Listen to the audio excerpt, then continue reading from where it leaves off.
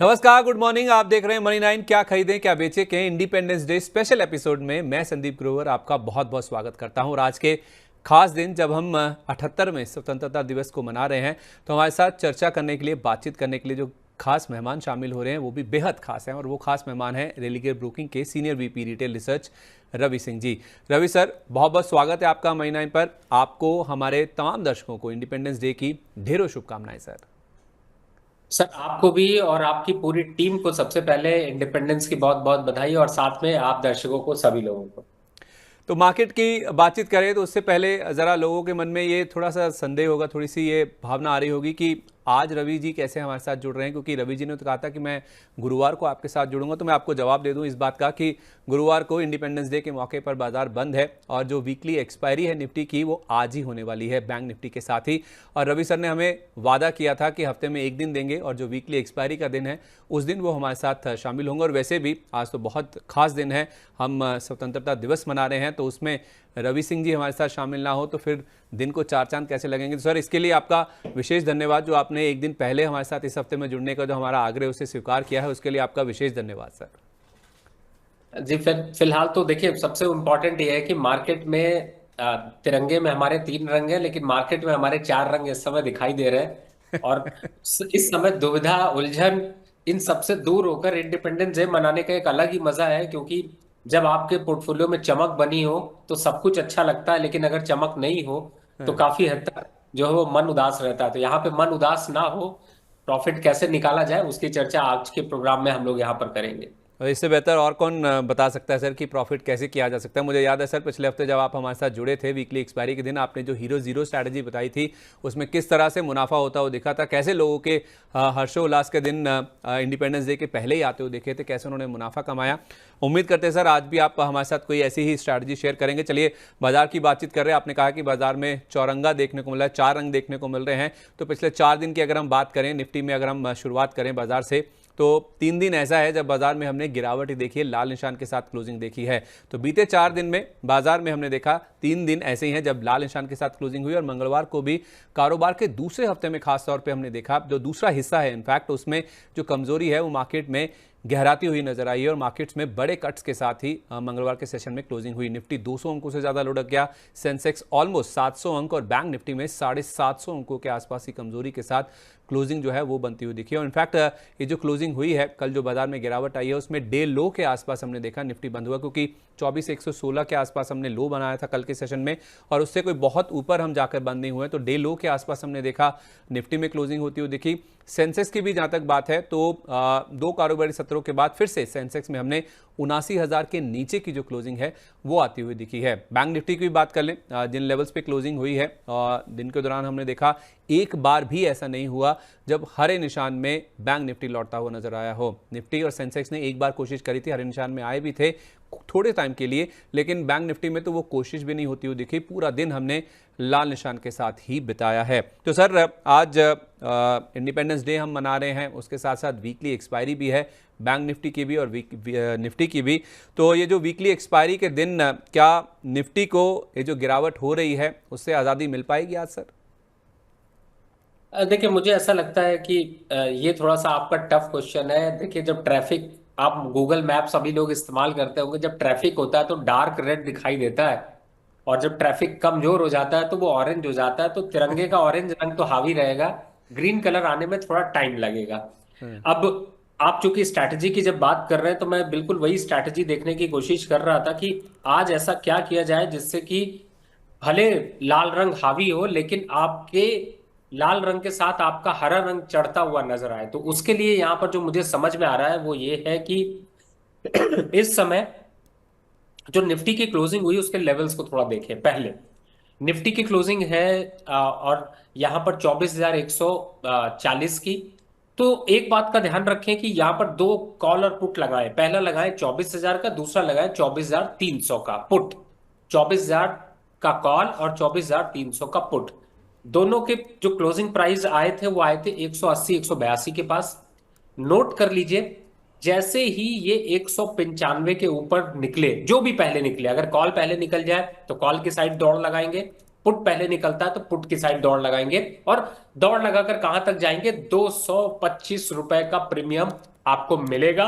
Stop loss यहां पर रहेगा सिर्फ और सिर्फ 15 रुपए का। तो 15 रुपए के स्टॉप लॉस से आपको मिल सकते हैं यहां पर 30 से 35 रुपए मिल जाता है। थैंक यू करिए, ग्रीन कलर आपको यहां पर अचीव होता हुआ नजर आएगा। तो पहली स्ट्रैटेजी है जो कि डायरेक्शन वाली होगी। गैप ओपनिंग के साथ अगर निफ्टी नीचे खुलती है तो पुट बाय कर, नीचे खुलती है तो पुट बाय करना है, और अब खुलता है तो कॉल के साइड पे चलना, और प्रीमियम जो बताएं उनका ध्यान रखें। दूसरा, आपने कहा हीरो जीरो, आज हीरो जीरो के साथ में एक थीटा डीके का ब्रेकआउट का भी एक स्ट्रैटेजी लेते हैं जिसे आपने सुना होगा। तो हीरो जीरो में करना क्या है, 23,950 वाली पुट को जरा देख लीजिए जो कि 24 रुपए पे है। दिन में इंतजार कर लीजिएगा, 10 रुपए के पास आएगी तो बाय करेंगे, 17 रुपए के पास आएगी तो नमस्ते कर लेंगे और अपना 7-8 रुपए का प्रॉफिट यहां पर निकाल लेंगे। नहीं होगा तो छोड़ देंगे। कॉल साइड आ जाते हैं। कॉल साइड पे 23,200 की कॉल को ध्यान रखिए। ये जैसे ही 8 रुपए से 10 रुपए के बीच ट्रेड होता है, 5-10 मिनट का रिस्क हो वहां पर लेना है। लेकिन ये सारे ट्रेड कंडीशनल है। कंडीशनल का मतलब है 2 बजे से पहले आता है तो लेना है, नहीं आता है तो मार्केट में कुछ नहीं करना है। अब आ जाते हैं थीटा डीके स्ट्रैटेजी पे। थीटा डीके पे अगर मैं जाता हूं तो आपको कौन सा एट द मनी दिखाई दे रहा है, 24,150। दोनों का प्रीमियम टोटल कितना है, 140 रुपए। तो जो मॉर्निंग में ट्रेड करने वाले लोग हैं ना, जैसे ही गैप खुलता है 10:15 बज जाता है और 130-40 रहता है, तो सेल साइड से अगर आप एक्टिव होना चाहें तो आप सुबह 10 बजे से 11:30 बजे तक सेल साइड से एक्टिव हो जाइएगा, और इसके 140 का जो टोटल प्रीमियम आ रहा है 144 रुपए का, ये घट कर आ जाएगा 120 रुपए। यानी कि कितना मिलेगा आपको यहां पर, 24-25 रुपए आपको आराम से मिल सकते हैं सेल साइड से। रिस्क थोड़ा जरूर होगा सेल साइड से, लेकिन ये ट्रेडर स्ट्रैटेजी है, बिल्कुल ध्यान रख के ट्रेड करिएगा। अब आ जाते हैं दूसरी साइड से। जब ये पूरा प्रीमियम गल जाएगा, यानी कि 1:30 बजेगा, 1:30 बजे से 2 बजे के बीच में, अब आपको इन्हीं दोनों स्ट्राइक को ध्यान रखिए, 24,150 की कॉल और 24,150 की पुट। उस टाइम पर अगर ये 50 रुपए के पास ट्रेड हो रही है तो फिर करना है बाय। अपसाइड टारगेट वापस 80 रुपए का, स्टॉप लॉस सिर्फ और सिर्फ 10 रुपए का लगाइएगा। ये आपके ट्रेड है, इनको फिर से समझिएगा, दोबारा पढ़िएगा, दोबारा सुनिएगा, 4 बार सुनिए, टाइम बहुत है मार्केट ओपन होने में। तब तक स्ट्रैटेजी बनाकर रखिए। आपको मार्केट में ऑरेंज कलर से व्हाइट कलर और व्हाइट कलर से ग्रीन कलर तक लाने के पीछे यही एक रीजन स्ट्रैटेजी का हो सकता है। सर एक ही चीज़ मैं नोट करना थोड़ा सा इसमें रह गया, और जो आपने थीटा डिके स्ट्रैटेजी बताई है, जो एट द मनी 24,150 की कॉलर पुट की आपने बात करी, जो 10 से 11:30 के बीच में आपने बताया है, वो 120 रुपये का प्रीमियम आपने बताया जब आ जाएगा तब इन दोनों को खरीदना है, राइट?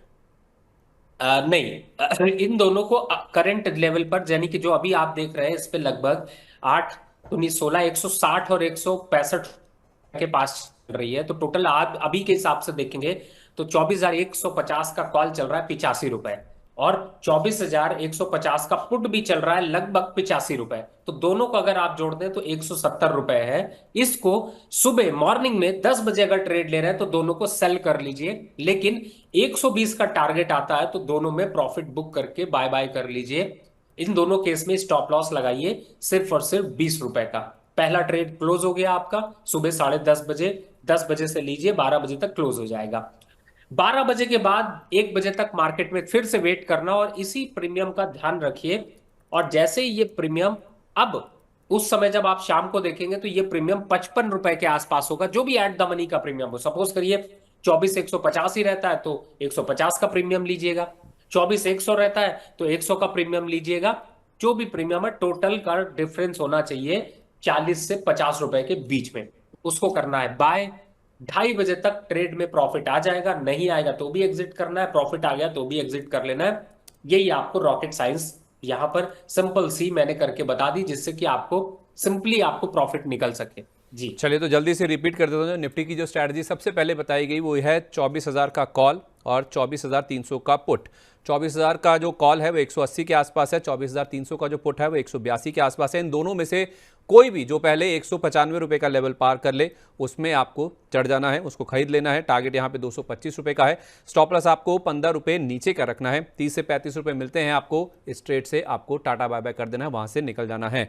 जो हीरो जीरो स्ट्रैटेजी बताई गई है उसमें आप देखिए 23,950 का जो पुट 24 रुपए के आसपास है उसको नीचे आने दीजिए। 10 रुपए के आसपास अगर आप खरीदते हैं आपका टारगेट होगा 17 रुपए का, 18 रुपए का। 7 से 8 रुपए का प्रॉफिट यहां पे बन जाए तो आप यहां से निकल जाइए। इसी तरह से 23,200 का जो कॉल है वो आपको 8 से 10 रुपए के बीच में चल रहा है, यहां पे आपको खरीदारी करनी। सर आपने टारगेट नहीं बताया था, अगर आप टारगेट मुझे एक बार रिपीट कर दें। देखिए, जब भी हम हीरो जीरो करते हैं तो हीरो जीरो का टारगेट सीधा डबल होता है, और जीरो का मतलब होता है कि प्रीमियम गलता है और आप एग्जिट कर जाते हैं। तो 20 रुपए का टारगेट मैं मान के चल रहा हूं सर, आप कह रहे हैं कि 8 से 10 रुपए के बीच में लेना है। और स्टॉप बिल्कुल। लॉस, हाँ स्टॉप जी लॉस यहाँ पे बिल्कुल। आप जीरो मान लीजिए कि पूरा जो प्रीमियम है वो वैनिश होता हुआ दिखेगा। थीटा डिके स्ट्रैटेजी की तो बातचीत है, वो तो सर ने हमें बताई दी है कि उसमें किस तरह से आपको जो 24,150 का कॉल और पुट है उसको 10 से 11:30 के बीच में कैसे ट्रेड करना है।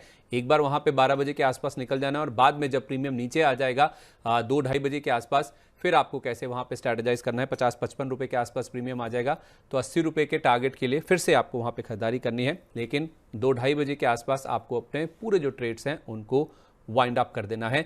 तो ये हुई आज की स्ट्रैटेजी, जिसमें बाजार में भले ही हम देख रहे हैं पिछले 4 दिन से 3 दिन ऐसा है जब बाजार गिरकर बंद हुए हैं, लेकिन आपको ऑरेंज से लेकर व्हाइट और ग्रीन तक की जो जर्नी है, यानी कि प्रॉफिट की जो जर्नी है निफ्टी में कैसे हो सकती है ऑप्शंस के जरिए, वो आपको रवि सर ने बता दी। ये सबसे बड़ी खूबी है सर, जिस दिन भी आप जुड़ते हैं, ज़्यादातर जब आप एक्सपायरी होती है तभी जुड़ते हैं, और जो स्ट्रैटेजी आप बताते हैं उसमें पिछले बार भी ज़बरदस्त एक्शन बना था। उम्मीद है आज भी यहाँ पे तगड़ा मुनाफा होता हुआ नजर आ भी सकता है। कुछ सेक्टर्स की बात करें तो कल का दिन मार्केट्स के लिए काफ़ी खराब था। अगर आप आईटी, कंज्यूमर ड्यूरेबल को छोड़ दें तो बाकी सभी सेक्टर्स हमने देखा लाल निशान के साथ ही बंद होते हुए दिखे थे। सारे ही सेक्टर पिटते हुए दिखे, जिसमें फाइनेंशियल एक ऐसा नाम है जिसमें निफ्टी फाइनेंस आप कह सकते हैं सबसे ज़्यादा पिटता हुआ नजर आया था। उसके अलावा बैंकिंग, चाहे आप पीएसयू देखिए, चाहे आप प्राइवेट बैंक्स देखिए, मेटल को देखिए, तेल गैस इंडेक्स को देखिए, इनमें सबसे ज्यादा गिरावट कल के सेशन में देखने को मिली। बीपीसीएल निफ्टी का सबसे बड़ा लूजर था। एचडीएफसी बैंक निफ्टी को नीचे लाने वाला सबसे बड़ा प्लेयर था, और श्रीराम फाइनेंस ये भी निफ्टी में सबसे ज्यादा कंट्रीब्यूट कर रहा था गिरने वालों में। Titan, Apollo hospital, doctor Reddy's ये निफ्टी के टॉप गेनर्स में शामिल थे। सर कंज्यूमर ड्यूरेबल पे आपकी राय लेना चाहूंगा। कंज्यूमर ड्यूरेबल में जिस तरह से हम देख रहे हैं कि कल की तेजी नहीं है, इनफैक्ट पिछले 3-4 दिन से लगातार हम देख रहे हैं कि डिसाइसिव अपमूव इस पूरे ही स्पेस में देखने को मिल रहा है। क्या वजह है सर? कुछ कंजम्पशन पैटर्न में चेंजेस आ रहे हैं जिस वजह से इनमें खरीदारी हो रही है? कोई कंज्यूमर ड्यूरेबल स्टॉक जो आपको पसंद आ रहा हो सर? देखिए, आपकी खास बात क्या है कि मैं सुनने में इतना मग्न हो जाता हूं कि मैं संदीप जी खुद भी भूल जाता हूं कि मुझे अभी बोलना क्या है। और मैं, आप जब बता रहे थे तो मुझे इतना अच्छा लग रहा था सुनकर कि इतनी साफ और क्लियर जो है वो आप इंडिकेशन में बात करते हैं, तो मुझे भी जरूरी होता है कि उसी तरीके से मैं भी उसको कंसिडर करूं। देखिए, एक चीज यहाँ पर ऐड करना चाहूंगा। स्टॉक की आपने बात करी, स्टॉक में देखिए इस समय ना ट्रेड का टाइम नहीं है, आपको वेट एंड वॉच का टाइम है पहला। दूसरा, ट्रेड का टाइम आपका तब आएगा जब आप मार्केट को थोड़ा सा रिवर्ट करते हुए नजर आएंगे, यानी कि रिवर्सल देखने को मिलेगा, और वो अभी 2 हफ्ते तक नहीं देखने को मिलेगा। यानी कि कुछ स्टॉक स्पेसिफिक आपको मूव रहेगा और बाकी सब में थोड़ी बहुत गिरावट, प्रॉफिट बुकिंग, डिप आते हुए नजर आएंगे। तो जल्दबाजी एवरेज करने की भी मत करिए और बहुत घबराने की भी जरूरत नहीं। लेकिन आपने सबसे इंपॉर्टेंट पॉइंट जो उठाया, जो कंज्यूमर ड्यूरेबल्स की स्टॉक की बात करी, देखिए इसमें मैं एक 4 चांद और लगा दूं कि आप फार्मा सेक्टर को भी यहां पर थोड़ा सा कंसिडर करके रहे। जब स्टॉक में बहुत जो है वो गिरावट के संकेत बन रहे हो, तो जनरली एफएमसीजी, कंज्यूमर ड्यूरेबल और फार्मा सेक्टर की तरफ मूव करता हुआ नजर आता है पैटर्न, और वही पैटर्न यहां पर चल रहा है क्योंकि रिस्क लोगों को ज्यादा दिखाई दे रहा है। अब कंज्यूमर ड्यूरेबल की तरफ जाते हैं तो देखिए दिग्गज स्टॉक पे रहिए, एचयूएल पे देखते हैं, आईटीसी पे देखते हैं, या फिर डाबर को देखते हैं, ये थोड़े से सपोर्टिव स्टॉक हो सकते हैं। लेकिन अगर आप कहें कि क्या पोजीशन पूरी चेंज कर लेनी चाहिए, तो नहीं। लेकिन हाँ, फ्रेश जो एंट्री लेना चाहते हैं उनके लिए जरूर आपको कंज्यूमर ड्यूरेबल पे मौका मिल सकता है। लेकिन मुझे लगता है थोड़ा वेट एंड वॉच करें, डायरेक्शन को बहुत ज्यादा अग्रेसिव आने दें, तो पोजीशन लेना ज्यादा समझदारी होगी।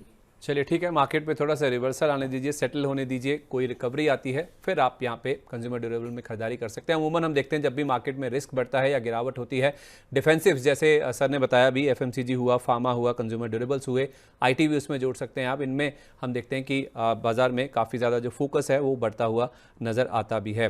इसके अलावा सर हमने देखा बैंकिंग एक डिसाइसिव लूजर था कल के सेशन में, बावजूद इसके कि परसों शाम को जो महंगाई के नंबर्स आए थे, 5 साल में पहली बार ऐसा हुआ। आरबीआई का जो 4% का टारगेट है उसके नीचे सीपीआई महंगाई फिसलती हुई नजर आई, 3.52% का नंबर आता है वो देखा। तो महंगाई घटने के बावजूद सर बैंकों की इतनी पिटाई थोड़ी सी आपको आश्चर्यजनक नहीं लग रही? देखिए, आश्चर्यजनक नहीं है, क्योंकि मार्केट में जिस हिसाब से इस समय थोड़ा सा प्रॉफिट बुकिंग है, इंडिविजुअल स्टॉक की तरफ ज्यादा देखते हैं। देखिए, बैंक निफ्टी को यहाँ पर प्रेडिक्ट करना है तो आपको इंडिविजुअल उनके घोड़े भी देखने पड़ेंगे, और उस समय अगर आते हैं तो आपको आईसीआईसी बैंक और एचडीएफसी कहीं से भी अग्रेसिव ना तो बाइंग मोमेंटम में आपको नजर आ रहे हैं, और ना यहाँ पर ऐसा लग रहा है कि बहुत लंबा यहाँ पर ट्रेड लिया जा सकता है। सेलिंग जोन की तरफ मूव करते हुए नजर आ रहे हैं, और इसका जो इंपैक्ट है वो सीधे सीधे दिखाई दे रहा है। तो नंबर्स की बात करें या फंडामेंटल फैक्टर की बात करें, थोड़ा सा प्रॉफिट बुकिंग अभी और बढ़ेगी, बैंक निफ्टी में थोड़ी प्रॉफिट बुकिंग और देखने को मिल सकती। अब दिग्गज कौन टूटेंगे? सबसे पहले एचडीएफसी टूटेगा, दूसरा जो टूटेगा वो कोटक होगा, तीसरा जो टूटेगा वो एक्सिस होगा, चौथा जो टूटेगा वो आईसीआईसी बैंक होगा। इसी सीरीज में थोड़े से 2-2.5% की गिरावट यहां पर और बढ़ सकती है। अब आ जाते हैं कि दूसरे स्टॉक्स जो पीएसयूज है उनमें क्या हो रहा है। उनमें तो ऑलरेडी आपको गिरावट दिख चुकी है, तो थोड़ा सा और 1-1.5% की गिरावट के बाद स्टेबल होते हुए नजर आएंगे। एसबीआई, अगर आपको याद हो तो हमारी जब आपकी पिछले प्रोग्राम में चर्चा हुई थी तब भी मैंने कहा था कि थोड़ा सा रुके, 780 770 के आसपास आने के बाद शायद थोड़ा अट्रैक्शन दिखाई देगा। तो थोड़ा इसीलिए मैं आपको यहां पर अभी कह रहा हूं कि वेट एंड वॉच की पॉलिसी रखें, अग्रेसिव रूप से मार्केट में ना कूदें, क्योंकि बहुत ज्यादा तेजी से टर्न अराउंड स्टोरी होती हुई नजर आएगी वो मुश्किल है। हाँ, लेकिन चूंकि आज एक्सपायरी का दिन है तो थोड़ी वोलेटिलिटी जरूर रह सकती है। सर 2 से 2.5% बैंक निफ्टी में कह रहे हैं, इंडिविजुअल स्टॉक्स की आप बात कर रहे हैं? मैं इंडिविजुअल स्टॉक की बात कर रहा हूं, और मैं बैंक तो डर निफ्टी गया में भी था उसका सर। क्या होगा, 2% के आसपास का बैंक निफ्टी में भी असर आएगा, लेकिन वो सस्टेनेबल नहीं होगा, यानी कि वहां पर अपॉर्चुनिटीज बहुत निकलती हुई नजर आएगी। मैं तो घबरा गया था सर, आप कह रहे हैं कि 2 से 2.5% बैंक निफ्टी भी यहाँ से निकल जाएगा, तो फिर तो मतलब 50,000 के नीचे तो हम ऑलरेडी बंद हो ही रहे हैं, तो और भी ज़्यादा गिरावट अगर यहाँ पे होती हुई दिखेगी तो फिर हम कहाँ बढ़ते हुए दिख रहे हैं। वैसे भी जो एडवांस डिक्लाइन है सर हम देख रहे हैं काफ़ी ज़्यादा खराब होता हुआ दिखा, 1:3 का रेशो था। आप देखिए एनएसई पर केवल 644 शेयर ऐसे थे जो कि कल बढ़त के साथ बंद हुए हैं, और 1874 शेयर ऐसे हैं जिनमें गिरावट देखने को मिली। तो ऑलमोस्ट 1:3 का आप कह सकते हैं कि एडवांस डिक्लाइन रेशो था। मंदड़िए हावी होते हुए नजर आ रहे हैं, जैसा सर की बातचीत से भी नजर आ रहा है। मिड कैप इंडेक्स 450 अंक लुढ़क गया, 625 अंकों की गिरावट स्मॉल कैप इंडेक्स में भी हमने देखी, और इनफैक्ट अगर आप हाई से देखेंगे तो small cap index almost 1000 point गिर के बंद हुआ, 967 पॉइंट की गिरावट देखने को मिली। और मिड कैप इंडेक्स की भी अगर आप बात करेंगे तो हाई से करीब करीब 750 अंकों की जो गिरावट है वो हमने मिड कैप इंडेक्स में भी हायर लेवल से आती हुई देखी है। बहुत सारे स्टॉक्स हैं sir mid cap small cap space में, अब उनकी पिटाई होती हुई नजर आ रही, लेकिन कल के सेशन में अगर हम कुछ आउट परफॉर्मर्स की बात करें जो कि मार्केट को बीट करते हुए नजर आ रहे थे, उसमें त्रिवेणी ट्रिबाइन था, ओलेक्ट्रा ग्रीन टेक था, गोल्ड आईएम था, डायनाकॉन सिस्टम्स था। ये कुछ ऐसे स्टॉक्स हैं जो कल के सेशन में मजबूती के साथ बंद होते हुए दिखे और बाजार का जो ओवरऑल ट्रेंड है उसको बीट करते हुए नजर आ रहे हैं। तो ऐसे आउट परफॉर्मर्स में आपकी क्या राय होगी, जो आपको कोई ऐसा स्टॉक पसंद हो सर? देखिए, एक चीज मैं कह सकता हूं यहाँ पर संदीप जी की, जो चल रहा है वही इस समय यहाँ पर चल रहा है। जो गिर रहे हैं वो फिर बहुत तेजी से गिरते हुए नजर आ रहे हैं, और जिन स्टॉक्स की आप चर्चा कर रहे हैं उन स्टॉक्स में देखिए कहीं ना कहीं से थोड़ा सा न्यूज का इंपैक्ट है, थोड़े फंडामेंटल फैक्टर नजर आ रहे हैं, इसी वजह से आपको यहाँ पर थोड़ा सा अपवर्ड देखने को मिल रहा है। लेकिन मैं सरप्राइज इस चीज से हूँ कि इस समय जो पावर के सेक्टर में खासतौर से विंड एनर्जी के स्टॉक्स हैं वो भी थोड़े से बढ़ते हुए नजर आ रहे हैं। तो मुझे लगता है जो मोमेंटम गेन किया है उस गेन में अभी 2-2.5% की रैली और यहां पर देखने को मिल सकती। तो अगर है तो अभी थोड़ा वेट एंड वॉच रखें, स्टॉक और बढ़ते हुए नजर आएंगे। जल्दी प्रॉफिट बुक करने की भी ना करें, क्योंकि एक तरफ आपके पोर्टफोलियो में कुछ ऐसे स्टॉक्स भी हैं जो पेन दे रहे हैं, लेकिन दूसरी तरफ इस तरीके के जो स्टॉक्स बढ़ रहे हैं उनको तुरंत बुक करने की जल्दी ना करें, उनको और बढ़ने दें। ओके, तो जिन मिड कैप स्मॉल कैप में एक्शन बन रहा है वो 2-2.5-3% और जहां पे चलते हुए नजर आ सकते हैं। तो मुनाफा वसूली की भी जल्दी ना करें, जो स्टॉक मोमेंटम में है वो मोमेंटम और भी आगे कैरी फॉरवर्ड होता हुआ नजर आ सकता है। तो 2-3% के आसपास की और रैली बची हुई है, उसको भी आप एंजॉय करें, उसमें आपको जल्दबाजी नहीं करनी चाहिए मुनाफा वसूली करने की। चलिए अब आज की तैयारी करते हैं और कुछ ऐसे स्टॉक्स, ऐसे सेक्टर्स की बातचीत करते हैं जिनमें आज अगर आप ट्रेड लेना चाहते हैं तो कैसे ट्रेड किया जा सकता है, उनकी बातचीत कर रहे हैं। सर, आपने हेल्थ केयर फार्मा की बात करी। मार्केट में आप कह रहे हैं कि जब जब गिरावट होती है, थोड़ा सा मायूस होता है बाजार या फिर गिरावट का माहौल बनता है या गिरता है, तो डिफेंसिव्स ही काम आते हैं। और हेल्थ केयर फार्मा में कल हमारे साथ जो एनालिस्ट जुड़े थे उनसे भी मैं बातचीत कर रहा था। कुछ छोटे मझोले फार्मा स्टॉक्स में हम देख रहे हैं काफ़ी ज़्यादा एक्टिविटी नज़र आ रही है। कुछ दिग्गजों की भी बात मैं करूंगा, लेकिन स्ट्राइड्स फार्मा हुआ, Ajanta pharma, Fortis health care space से दिग्गजों में औरोबिंदो फार्मा, एकम्स ड्रग्स जिसकी हाल में लिस्टिंग हुई है वो भी कल भी काफ़ी मजबूत बंद होता हुआ नजर आया। थायरोकेयर भी आप चाहें तो इसमें शामिल कर सकते हैं। इससे पहले SMS लाइफ, ये कुछ ऐसे स्टॉक्स हैं जो कि काफ़ी ज़्यादा एक्टिव होते हुए नजर आ रहे थे। तो मिड कैप स्मॉल कैप में हम देख रहे हैं सर, भले ही बाजार कमजोर है, ओवरऑल इनके जो इंडेक्स हैं वो गिर रहे हैं, लेकिन कुछ स्पेसिफिक पॉकेट्स हैं सर, छोटे मोजोले स्टॉक्स हैं जो कि काफ़ी ज़्यादा एक्टिव होते हुए नजर आ रही हैं। आपकी नज़र इन पे गई हो तो आपकी क्या राय होगी सर? देखिए, अगर पूरे फार्मा सेक्टर से अगर देखते हैं तो बिल्कुल सही आपने कहा। देखिए, इस समय फोर्टिस जो है वो काफी अच्छे अग्रेसिव ट्रेंड में है। 517 रुपए चल रहा है, 550 रुपए का लक्ष्य आ सकता है। और वो फार्मा तो ऑलरेडी 1650 के लिए फाइट कर रहा है, जल्दी 1650 के लेवल देखने को मिलेंगे। और दूसरी तरफ बाकी जो स्टॉक्स देखते हैं वो सब 3000 6000 के स्टॉक्स हैं, इसलिए थोड़े से मुझे कंफर्टेबल जोन में नहीं दिखाई देते क्लाइंट पॉइंट ऑफ व्यू से, बिकॉज सबकी पॉकेट इतनी बड़ी नहीं होती है। लेकिन छोटे में अगर आते हैं तो मुझे एक यहाँ पर मार्क्सन फार्मा जो कि 188 रुपए चल रहा है, 4% डाउन था, अच्छा लग रहा है। अगर 175 और 180 के बीच में मिलेगा तो मैं यहाँ पर थोड़ा सा वापस से एड ऑन करने के लिए देखूंगा। दूसरी तरफ है लॉरस लैब, मुझे थोड़ा सा ज्यादा अच्छा दिखाई देता है, 415 418 के आसपास, जो कि इन लेवल से एक अट्रैक्शन वापस से गेन करता हुआ नजर आएगा। अब आते हैं किन से दूर रहना है। ऐसा नहीं कि फार्मा में सब बाय करना है। पहला स्टॉक जिसे आप इंडिपेंडेंट डे पे छोड़िए और अगले इंडिपेंडेंट डे तक भी इंतजार करेंगे तो यही रहेगा, वो है बायोकॉन। कोई बहुत ज्यादा यहाँ पर स्टॉक फंडामेंटल नहीं है, छोड़ दीजिए। दूसरा स्टॉक है डिविज लैब, थोड़ा अग्रेसिव हो चुका है, बहुत ज्यादा कुछ अप ट्रेंड नहीं है, रिस्क रिवॉर्ड रेशियो बहुत अच्छा नहीं है, दूर रखिए। मैक्स हेल्थ केयर भी यहाँ पर अभी थोड़ी दूरी बनाकर रखनी है। तो ये तीन स्टॉक दूरी भी बनाइए, ऐसा नहीं है कि सब जानिए कि कौन बढ़ेगा, ये भी तो जानिए कि कौन यहाँ पर आपको बाय करने पे फंसा सकता है। चलिए, तो बाय नहीं करना है बायोकॉन, इससे अपने पोर्टफोलियो को आज़ादी दिलवा दीजिए, इसको निकाल दीजिए अपने पोर्टफोलियो से अगर आपके पास है, या फिर अगर आपने सोच रखा कि खरीदने के बारे में, क्योंकि बायोकॉन चला नहीं है बहुत टाइम से। डिविस लैब एक और ऐसा काउंटर है, मैक्स हेल्थ केयर को भी आप टाटा बाय बाय बोल दीजिए, इसको अपने पोर्टफोलियो से निकाल दीजिए। कुछ खरीदना है तो लॉरस लैब्स है, 415-18 के बीच में मिले तो आप यहाँ पे खरीदारी कीजिए। और मार्क्सन्स फार्मा है, छोटा टिकट साइज है, 175-80 के बीच में अगर मिलता है तो यहाँ पे भी आप खरीदारी कर सकते हैं। और औरोबिंदो फार्मा, फोर्टिस के तो टारगेट भी आपके साथ शेयर किए जा चुके हैं। ये तो बात हुई फार्मा सेक्टर की। इसके अलावा सर, आप त्रिवेणी टर्बाइन की जब बात हो रही थी तो आप कह भी रहे थे कुछ न्यूज़ का इम्पैक्ट है। अब सरकार डीजल में भी जो एथेनॉल ब्लेंडिंग है उसकी यहाँ पे बातचीत करने लगी, उसकी योजना तैयार होने लगी है। तो क्या इससे शुगर शेयरों में कुछ फ़ायदा आप आते हुए देखते हैं? क्योंकि कल भी हमने देखा कुछ ऐसे पॉकेट्स थे जहाँ पे काफ़ी अच्छे गेंस बनते हुए दिखे भी, उसमें प्राज सबसे बड़ा बेनिफिशियरी, ये पूरे सेक्टर को लीड कर भी रहा था। शुगर शेयरों में देखें तो बलरामपुर चीनी, त्रिवेणी इंजीनियरिंग, श्री रेणुका, इनमें बजाज हिंदुस्तान भी आप चाहें तो जोड़ लीजिए, काफ़ी दमदार एक्शन बन रहा था। तो क्या चीनी शेयरों में एक नई तेजी की शुरुआत हम मान के चल सकते हैं सर?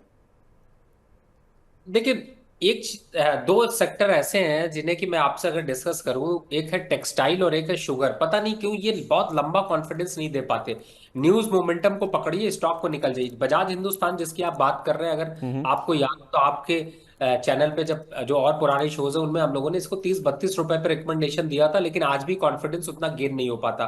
दूसरी तरफ आपने शुगर के स्टॉक की चर्चा करी है, तो देखिए इस समय बजाज हिंद, डालमिया शुगर और द्वारिकेश, ये तीन ऐसे स्टॉक्स हैं जो कि काफी अग्रेसिव अपट्रेंड दिखा रहे हैं और कहीं ना कहीं से इनमें एक अपवर्ड मोमेंटम दिखाई देगा। लेकिन बलरामपुर चीनी सबसे ज्यादा लोगों को पता है, शायद ज्यादा लोग उसको देख पाते हैं।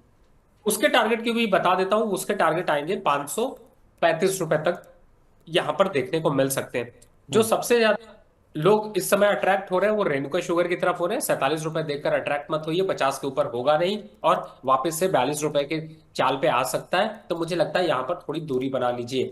और दूसरा जो और स्टॉक्स अगर देखते हैं आप, तो यहाँ पर उत्तम शुगर है जो कि 325-26 चल रहा है। धीरे धीरे करके ये यहाँ पहुंच चुका, आपको पता नहीं चला होगा, लेकिन अभी 345 रुपए तक जा सकता है। तो आपके अगर पोर्टफोलियो में है तो इन स्टॉक्स पर बने रहिए, और जिन स्टॉक्स को कहा है उन स्टॉक्स से थोड़ी दूरी भी बनाइए। ओके, तो बजाज हिंदुस्तान शुगर, दालमिया शुगर, द्वारिकेश ये एग्रेसिव अप ट्रेंड में है। बलरामपुर चीनी का टारगेट भी 535 का निकल के आ रहा है, लेकिन रेणुका शुगर से आप दूरी बना के रखिए, 50 रुपए के ऊपर जाएगा नहीं। किसी में अगर आपको खरीदारी करनी है तो वो उत्तम शुगर हो सकता है, और यहाँ पे 345 तक के जो टारगेट्स हैं वो देखने को मिल सकते हैं। अब डीजल में भी इथेनॉल ब्लेंडिंग की जो बातचीत है उसका फायदा यहाँ पे देखने को मिल सकता है। सर, आप जुड़ते हैं तो आपसे ऑटो सेक्टर की बात ना हो, ऑटो एंसिलरी की बात ना हो, तो ये तो हो नहीं सकता। पिछली बार भी मुझे याद है आपने ऑटो लाइन इंडस्ट्रीज, कुछ और भी स्टॉक थे, आपने कहा था ऑटो में नहीं बल्कि ऑटो एंसिलरी शेयरों में रहने का फायदा है। कल भी देखिए तो जेबीएम ऑटो, राणे मद्रास हुआ, दिग्गजों में टाटा मोटर्स, टीवीएस मोटर कमजोर बाजार में भी कल के सेशन में काफ़ी अच्छा परफॉर्म करते हुए नजर आ रहे थे।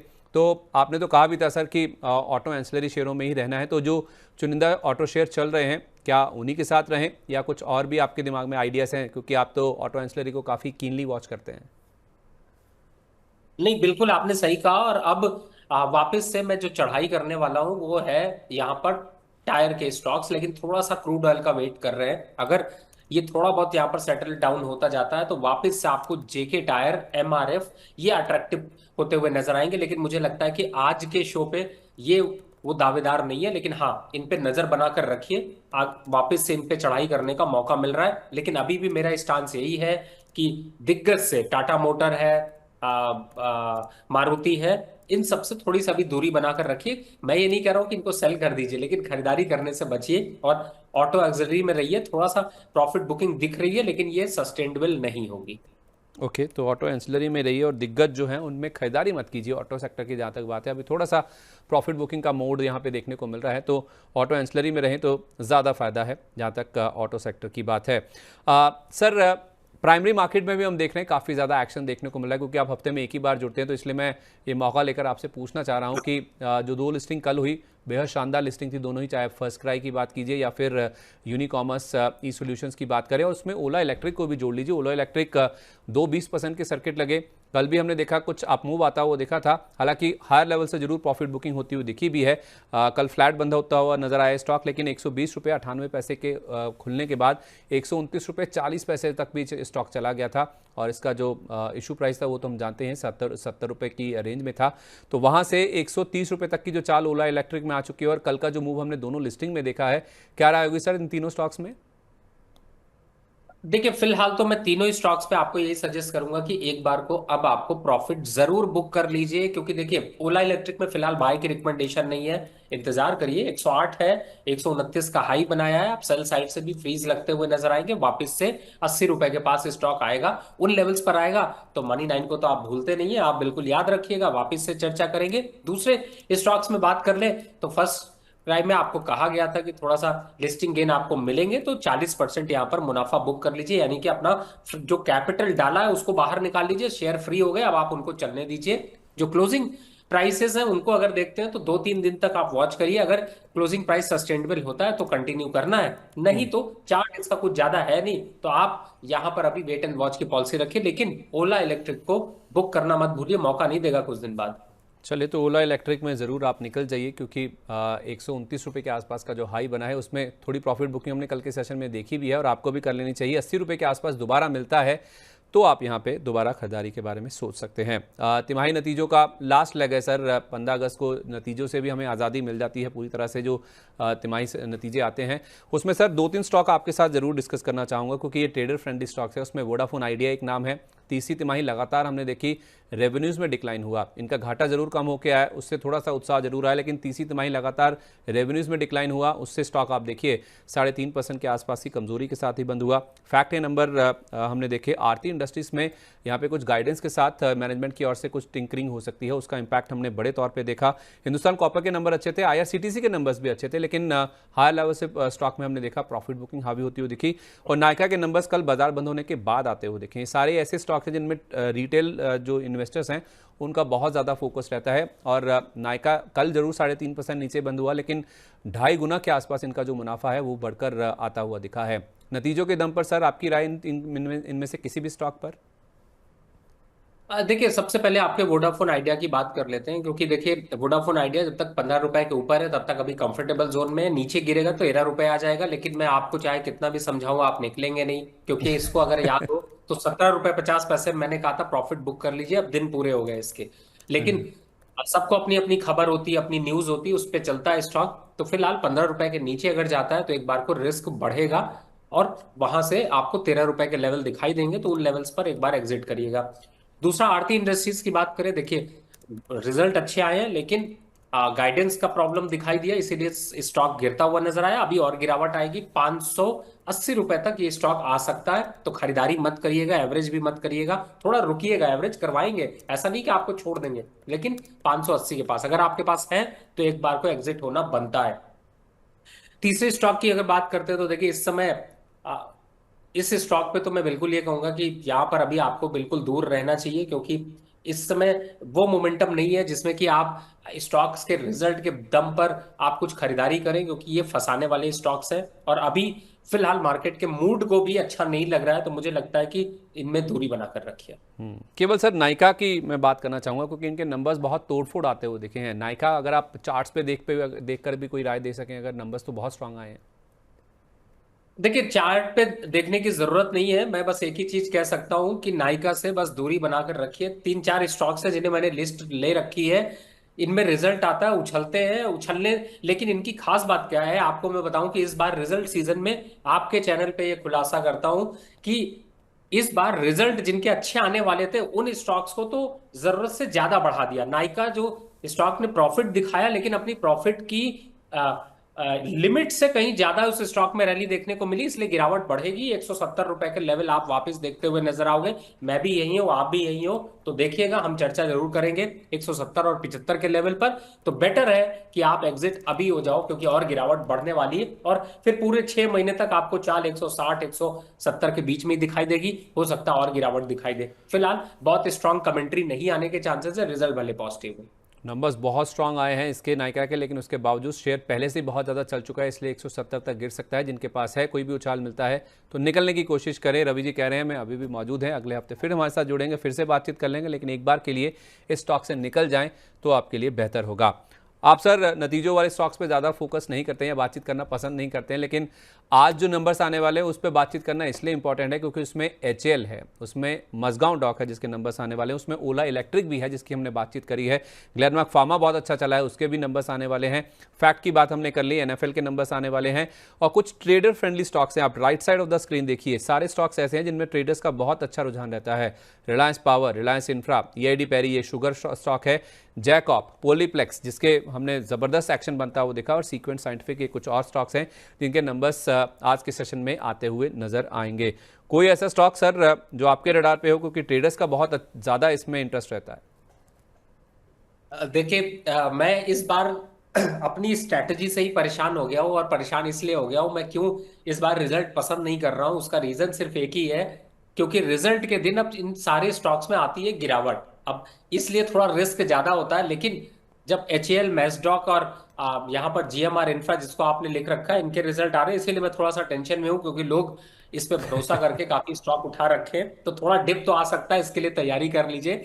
लेकिन उम्मीद है कि खरीदने का मौका यहाँ पर मिलेगा, तो इन स्टॉक्स पे थोड़ा फोकस ज्यादा रखिए। बाकी रिलायंस पावर 28 रुपए तक आता हुआ नजर आएगा। स्टॉक बहुत ज्यादा कुछ अग्रेसिव नहीं है, और कहने पे भी आप काटोगे नहीं, ये मुझे पता है, तो इसलिए फिलहाल आप उसका लो लेवल भी देखो और हाई लेवल का इंतजार करो। 38 के आसपास आएगा तो देखेंगे। तीसरा, ईद प्यारी की बात करें तो देखिए इस समय चूंकि एथेनॉल का लेकर के एक मोमेंटम जारी है, तो मुझे लगता है कि यहाँ पर थोड़ी तेजी रहेगी। और रिलायंस इंफ्रा को भी अगर देखते हैं तो मुझे लगता है कि इसमें थोड़ी प्रॉफिट बुकिंग आएगी।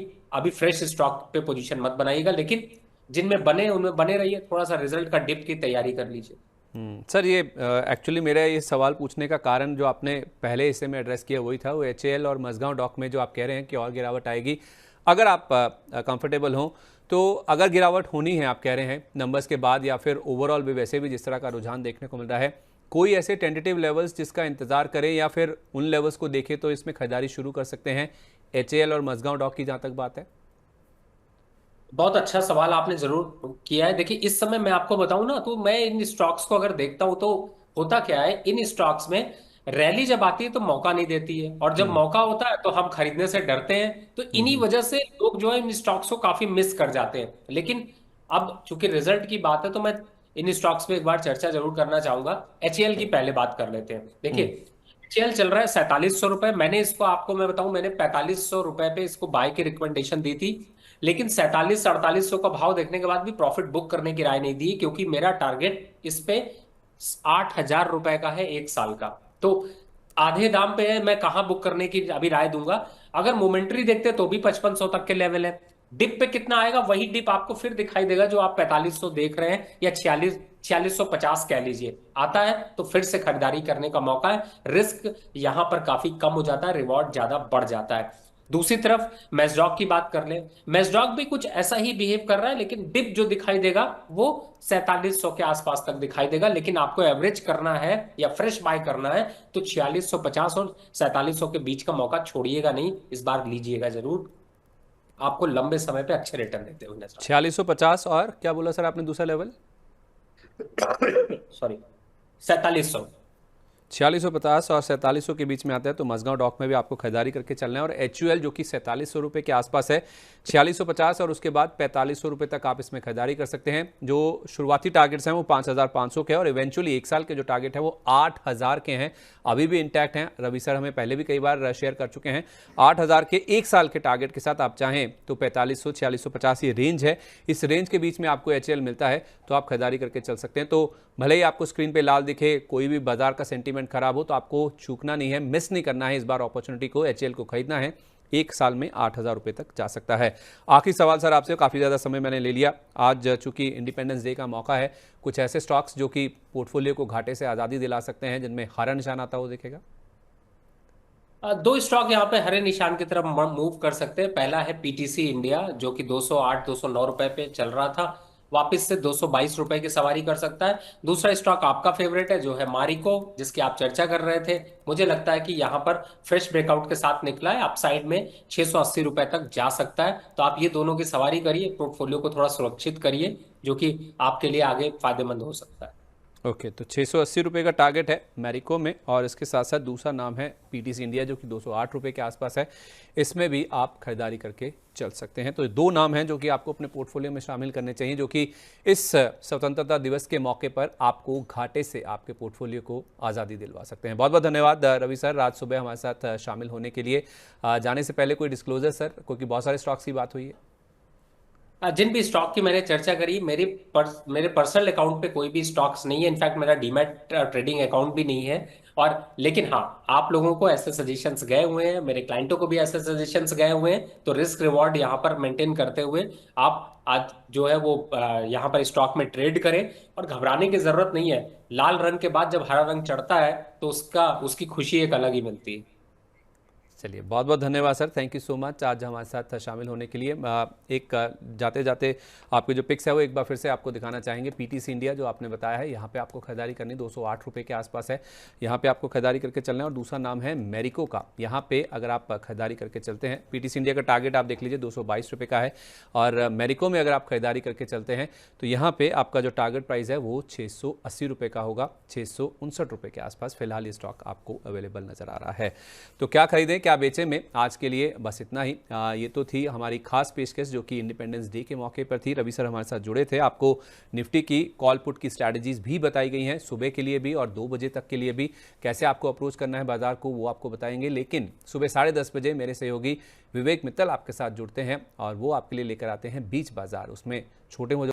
तो क्या खरीदे क्या बेचे में आज के लिए बस इतना ही। ये हमारा इंडिपेंडेंस डे का स्पेशल एपिसोड था। उम्मीद करते हैं आज का दिन आपके लिए जो घाटा है उससे आज़ादी वाला होगा और आपके पोर्टफोलियो में प्रॉफिट ही प्रॉफिट आता हुआ दिखेगा। इसी उम्मीद के साथ मुझे आप इजाज़त दीजिए। अब आपसे शुक्रवार को सुबह मुलाकात होगी, क्योंकि कल बाजार इंडिपेंडेंस डे के मौके पर बंद है। तब तक के लिए नमस्कार।